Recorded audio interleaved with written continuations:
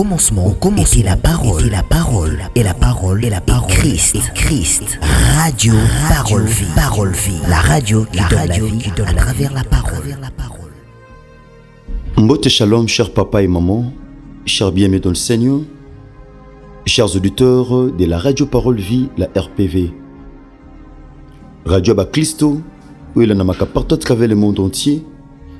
Nandela, il y a réseaux sociaux, particulièrement Nandela WhatsApp. Merci Bandeko, il y a Basipe Amibali, papa, maman, Balandi, il y a Delafa TV, une chaîne, une foi et un Christ. Bandeko RK Pro TV, Chiffre 9 TV, Delaf TV 2.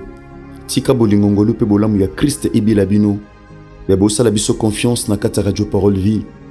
Tobandaki grand thème où toujours partagé dans l'ensemble. Où ils allient les songes et ses réalités. Toujours ba téléphone est belé, ba appel est belé, bien aimé dans le Seigneur. Où Nandela na yango, ba tu ming pe bazaki ignorant na o etali bandoto. Kas Nandela ba enseignement oyo, ba zozo mayele, bien aimé dans le Seigneur. Un enfant de Dieu doit être enseigné. La Bible dit mon peuple périt par manque de connaissances. Peuple nanga azobunga pour na zangi boyebi. Moto azangi boyebi bien aimé dans le Seigneur. Abanda ko sala makambo selon ye. Pas selon la logique, non selon les principes. Mais ko sala makambo selon ye. Akaniso sala malamu njoka zo bebisa. Merci papa, merci maman. T'aimes te le belana le bango awa. Les songes et ses réalités. To sambela kasinkolo. Kolo to pesio merci. Et comment ma to poussa n'est pas ina yo. Pio ko poussa n'est pas ina biso. Talabande ko bakati pongi na butwa lelo. Ko somba teni ko teka. Kasi pona ko yoka liloba na o Seigneur. La Bible dit. Ebele abatu kolo batika kinyo so balanda ki onkolo po ba yoka liloba. Kolo merci. To simbisi moment où epai na yo molimo mosantu pesa biso mayele ya bososoli ya koyeba likanisi na yo Seigneur ozana ngona tina bomwe na biso na nzela ya enseignement oyo ya bandoto pi ba réalité na yango bongo na kombo no Yesu Masia Nazareth nde to bondeli petolobi amen. Merci papa, merci maman. Tobaki bien-aimé ndoto zakana message na simanango.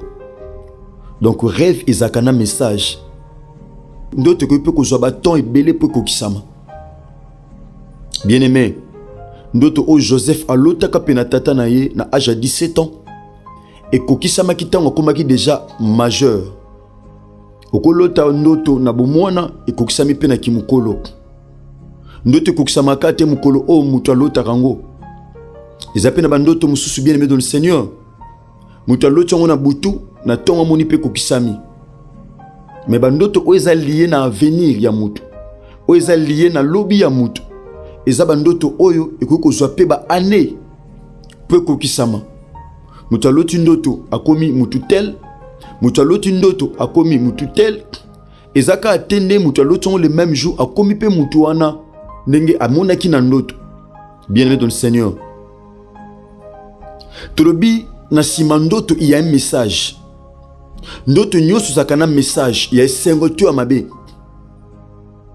Tout songe a une nouvelle. Ezakana sango. Soit tu amabe, tu amalam. Bien-aimé, Toloba qui lobby par la grâce de Dieu, il existe plusieurs sortes de songes. Balolengia bandoto ebele. Tozana bandoto oezali facile à interpréter. Oeza facile à interpréter. Tout le monde a le livre Genèse chapitre 37 verset 5 à 8. Joseph a joué sa bande de connaître. Bien que tout le temps a le lobby, l'autre temps a eu pour la meilleure compréhension. Tout le livre Genèse chapitre 37 verset 5 à 8. Il est dit ceci. Dans verset 5, Joseph eut un songe. Il les raconta à ses frères qui les haïrent encore davantage. Verset 6, il leur dit. Écoutez donc ces songes que j'ai eus. Nous étions alliés des gerbes au milieu des champs, et voici ma gerbe s'éleva, et s'étend debout, et vos gerbes l'entourèrent, et se prosternèrent devant elle. Ses frères lui dirent, est-ce que tu régneras sur nous? Est-ce que tu nous gouverneras? Et ils les haïrent encore davantage à cause de ces songes et à cause de ces paroles. Donc ces songes étaient faciles à interpréter. Oh, makambo ko luka tata interpréter ndoto azalaki te. Makambo wana ezalaki te na luka tata, na luka musea na nzambe moko songolo, ndoto ezalaki facile ya ko interpréter. Etalisi ete bazalaki bango nyonso na libota, bakangisi bifunda. Bongo bifunda nyonso bandeko ezalaki kolala pe efukami liboso ya oya Joseph. Bandeko directement ba comprendre que ndoto oyo ezotalisa leadership ya mwana oyo Joseph. Donc Joseph yoko kamba biso, c'est que ba interprétaki facilement ndoto. Tom soupe Joseph yeba mutu alotaki ndoto ayeba kite. Abeti lisole pe na ba yaya. Ba yaya ba interpréter ndoto facilement. Ba pesi réponse na interprétation à songe directement en lui disant: est-ce que tu gouverneras sur nous? Est-ce que tu régneras sur nous? On est allé ndoto ezalaki facile ya ko interpréter. Ma soeur, ezaba ndoto belolo ta na vu na yo ezaki nango facile à interpréter. Oko interpréter ngo facilement. Mais ceux qui wana te, mon frère, ma soeur, maman, papa, il y a aussi des songes difficiles à interpréter ou à comprendre. Ezapa na bandoto o eza difficile ya ko interpréter, pe difficile ya ko comprendre. Eza bandoto pa yuapi bien aimé, ba message codé en Nzambe fandi sami. Eza message o ta musu mutamoni ke interprétation ngo ezate. Atiki onka bongo. Eza bandoto belolota, mon frère, ma soeur. Eza un peu compliqué comme ça. Eza ki ndoto o ato o che mayela moto mayela kelas. O kokate ko bimisa interprétation. Eza te pour ça la licence ndoko interpréter bandoto. Eza te pour ça la master, doctorat. Non, loin de là. Ndoko interpréter bandoto. Eza na bandoto o bandoko balote ke zaki difficile. Ce n'était pas n'importe qui balote bandoto. O tolito talisa maintenant. Il y a les bossos qui ndoto eza facile à interpréter ou à comprendre. Mais le deuxième songe est difficile à interpréter. Écoutez ceci. Dans un livre, il y a Genèse, chapitre 40, tout bien verset 8. Écoutez ceci. La nanga na bokebi, mon frère, ma soeur. C'est un enseignement. On nzamba chebiso na mutema to partager na peuple nzambe pour que tous soient conscience et connaissance. Na oza liena bandoto parce que ça na ba message belé. Et là, la ka pongi bongo pourquoi parce que tu vas comprendre tout que le langage nzambe na nzela ndoto. Genèse chapitre 40, tout bandi na verset 8. La Bible dit ceci. Ils lui répondirent: nous avons eu un songe et il n'y a personne pour l'expliquer. Joseph leur dit: n'est-ce pas à Dieu qu'appartiennent les explications? Racontez-moi donc votre songe. Bandeko mibale, ba serviteur ya Pharaon. Et chanson na panetier. Et chanson azamuto servaka roi masanga. Panetier azamuto sokipaka na mapa. Tout ce qui est lié na farine. Ndiwana to bengiye panetier. O galette, o lipa, o gâteau. Nyonso eza na responsabilité na ye. Wana zali panetier. Balota ki ndoto. Bien-aimé, pour ça, la nanda kwa roi. Pour ça, la pas pharaon. Au cause, ça jamais n'importe qui.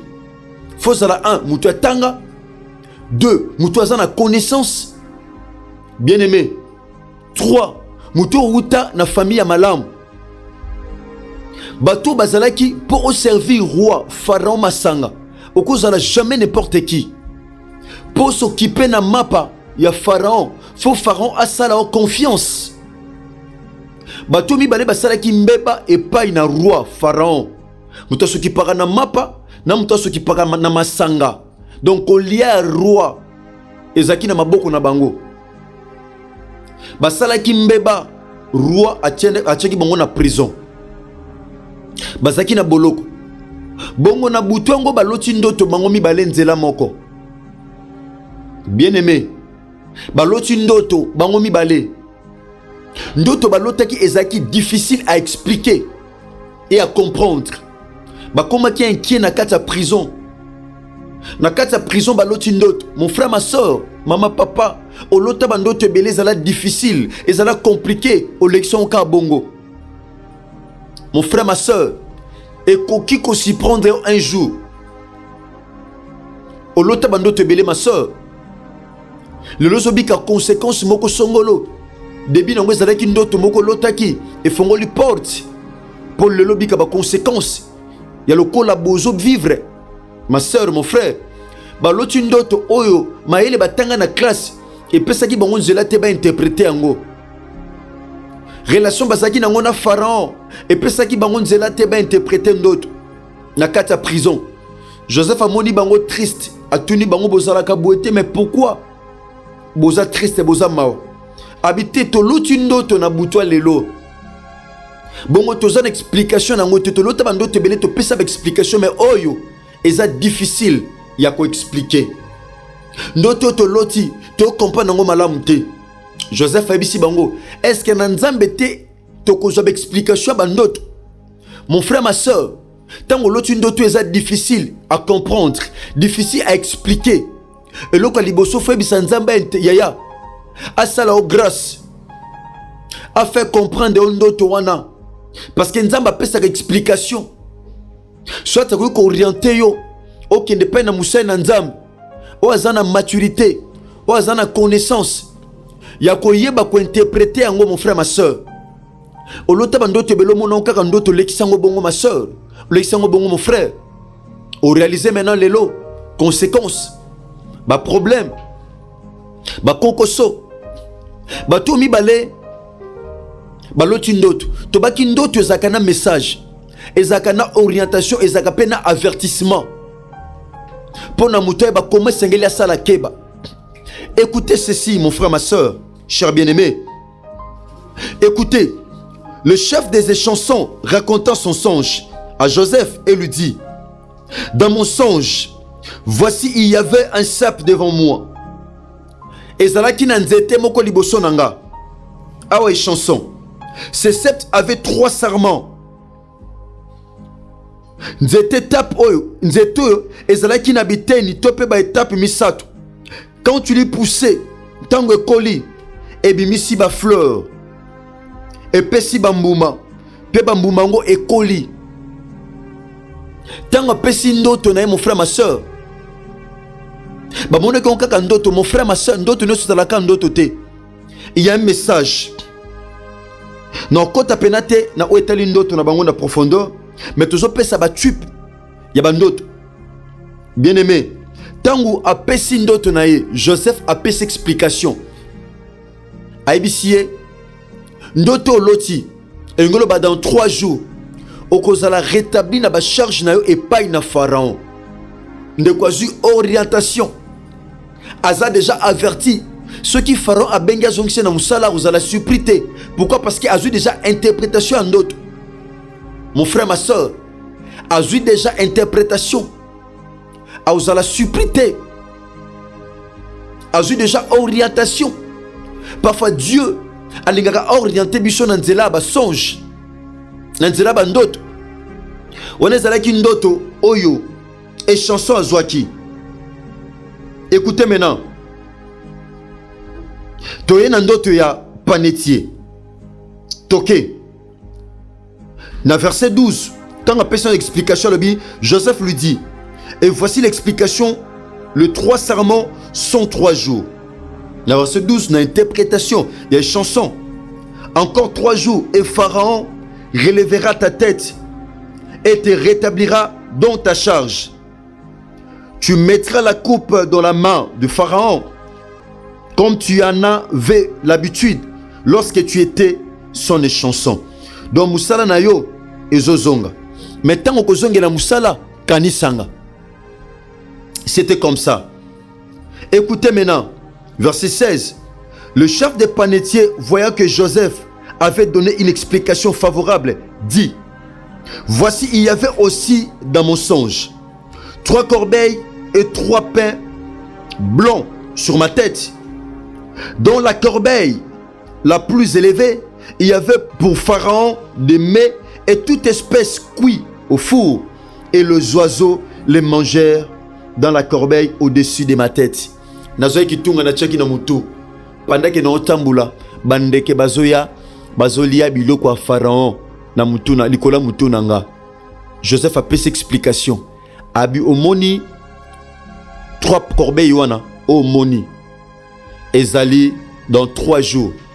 Pharaon ako bibisayo deposonga na musala mais pour na ba bakayo, pour na ba pondre yo. Bien-aimé, c'était ça. Olota ba songe belé. Ozo ba songe belé bien-aimé ya mabe, mutika ngobongo. Muto, la Bible ne dit pas que Muto a ibisaki Joseph na sala nini pondo to ekoksamate. Na sala Muto asambela kite. Muto, cet homme n'avait pas eu le temps de prier ces panetiers.